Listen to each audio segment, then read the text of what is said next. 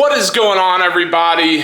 It's your boy John, and welcome back to Gearbox. So today, obviously, we got the thumbnail and title once again talking about the beautiful 2022 GR Toyota Supra Mk5. Just love this car, can't get enough of it, so we're gonna keep talking about it. But before I talk about anything, I just got this thing tinted.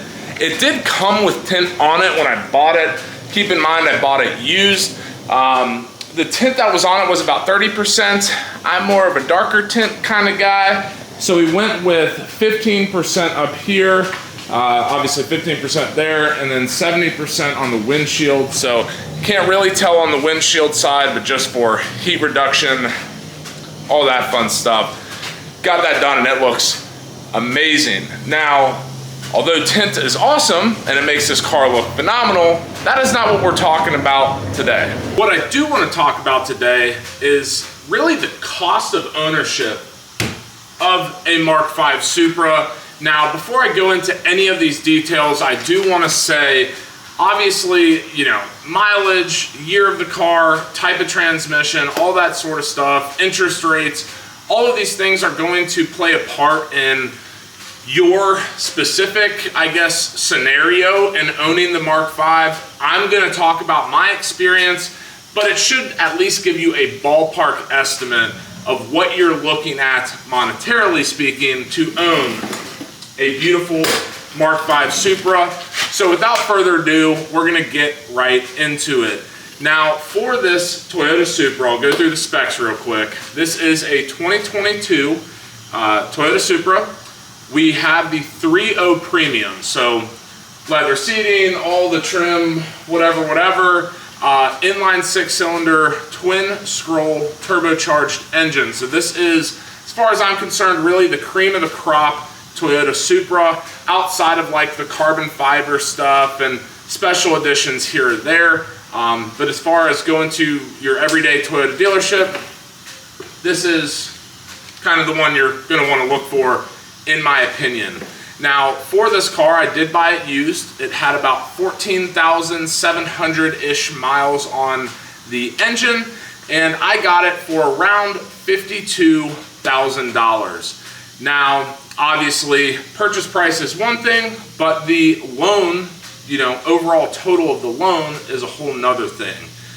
So if you guys recall, I used to drive a 2019 Subaru WRX. Absolutely love the car, have nothing against the car, but I figured it was time for something different.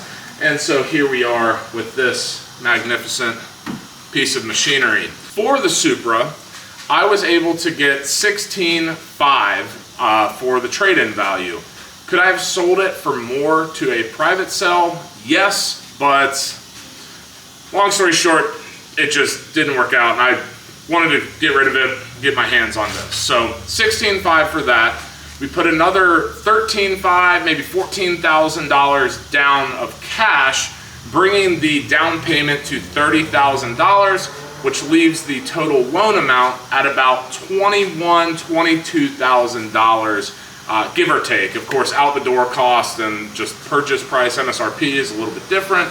But regardless, about $20,000 on the loan. We went with a 5-year loan or 60-month loan on the car with about, if I remember correctly, it was about a 6% interest rate. So with all that being said, once again, these are subject to change for you based on your down payment, your credit score, blah, blah, blah, blah, blah. But for me, that turns out, actually, let me double check my numbers real quick before I spew false information. All right, so with the term of the loan and interest rate and all that sort of stuff, the monthly payment on this car is about $490 a month. To put that into perspective, the WRX that I used to drive, I bought brand new in 2019, a little less of an interest rate. It was a $30,000 car, and I believe the monthly payment on that was about $365. So increasing by about $130 a month, an additional $20,000 in value of the overall car. So overall, not bad. Let's go ahead and round up and just say $500 a month for the actual loan value of this car. Of course, the purchase price and the amount of the loan is going to be a big factor as far as cost of ownership of this car, but it's definitely not everything to consider. Another big one is going to be insurance. So for insurance on this car, I have Liberty Mutual. I have it coupled with the F-150 that I'm staring at right there. Just made sense for me. Of course, I shopped around and took a look at what everyone had to offer. But at the end of the day, when you are trying to insure a car such as this for the purchase price that it is, and obviously being a sports car, high horsepower, and the insurance companies knowing what type of people are going to be buying this thing, yeah, this isn't a Camry, this isn't a Civic, this is a Toyota Supra, so you're gonna have to expect a little more money out of your pocket every month to insure this thing. Now, with that being said, I do not help myself in the category of insurance because I'm 26 years old and I'm a dude. Those two things do not mix well when we're talking about insuring a sports car with nearly 400 horsepower. But with that being said, the monthly cost of my insurance is about $300 a month. Now, is that the greatest premium ever? Absolutely not. For a purchase price of about the same of my truck, for example, I think I bought that for like $42,000 to $45,000. To insure that monthly is about $150. Okay, so we're seeing double the premium just because of the type of car this is. You have to expect it, but it's a necessary evil. And honestly, you're gonna want a nice insurance coverage on this thing because it's your pride and joy, it's your baby. You don't want this thing to get nicked up or get in a wreck or something and not be able to restore it to its full value. So that's definitely going to be something to consider, not just purchase price, but also insurance. The last thing I want to talk about as far as kind of cost of ownership or whatnot of this car isn't necessarily your standard monthly deductions from your bank account, paying for the loan, paying for the insurance or whatever, but more so operating expenses. Now, I am not going to bore you with the details of oil changes or tires or anything like that. You can go out and get cheap, shitty tires. You can go out and get nice tires. You can get cheap, shitty oil changes or maybe do the oil change yourself, or you can go to a nice place, maybe a dealership or whatnot and get it done. Those prices will vary, but honestly, we all know that those things need to be done. But one thing that might catch you off guard if you historically have driven, let's call it a Civic or a Jetta or a GTI or whatever, this car requires 93 octane, or let's call it high octane fuel. I understand that, here in South Carolina, we have 93 readily available. Some states, the highest you can get is 91. But regardless, you're going to have to put premium fuel in this car.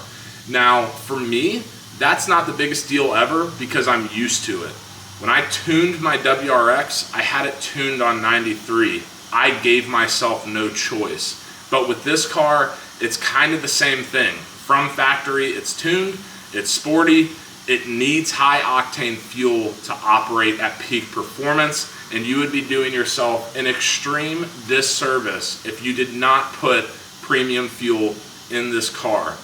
Now, of course, gas prices are a topic of contention all across the world for a multitude of reasons. Yes, they tend to be politically slanted conversations. I'm not here to do that, but I am here to tell you that at least in the state of South Carolina, 93 is sitting at about $3.60 a gallon. Previously, it's been closer to $5 a gallon. If you live in California or maybe New York, it might even be higher. But all that being said, of course, it's going to be regional. But once again, you're not driving a Camry anymore. Okay, if you are used to putting 87 octane fuel in your car, don't be surprised when you go to fill this thing up and it's a little more expensive, because it has to be. And this fuel tank isn't large. So when you go through, a tank of fuel or whatever, I just filled up this morning. I think it was $32, maybe $35 to fill up. I mean, it wasn't all the way empty, but more empty than not. that adds up. If you're driving this thing a lot because you're constantly at the fuel pump, it's something to keep in mind. Now, is it the biggest deal ever that you have to pump 93 instead of 87 or 89? No. But when you are calculating and when you are budgeting the money that you need to enjoy this car for what it is, that's going to be a big one that might be, overlooked sometimes when you are budgeting. So really, as it stands right now, as far as a monthly total, keep in mind we have the, payment of the loan is about $500 a month, plus $300 a month for insurance. So we're sitting at $800 now. And, let's say you fill up once a week. Well, 30 times 4, 120, about $920 a month is kind of where you're going to be as far as operating expenses for this vehicle. No, that does not include your oil changes, your tires, your brakes, whatever.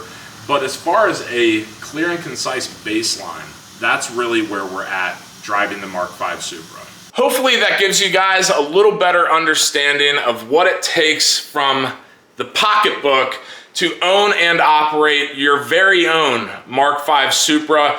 If you guys have any other questions or expenses that might come up regarding the Mk5, drop them in the comment section down below. Once again, I've only had the car for about a month now, so I haven't fully experienced everything, but I guarantee you in the research that I've done in the past couple months, I should be able to answer your questions rather accurately. As always, guys, if you like the video, give this video a big fat thumbs up. And as always, hit subscribe, hit the notification bell. You know the drill. Until next time, peace.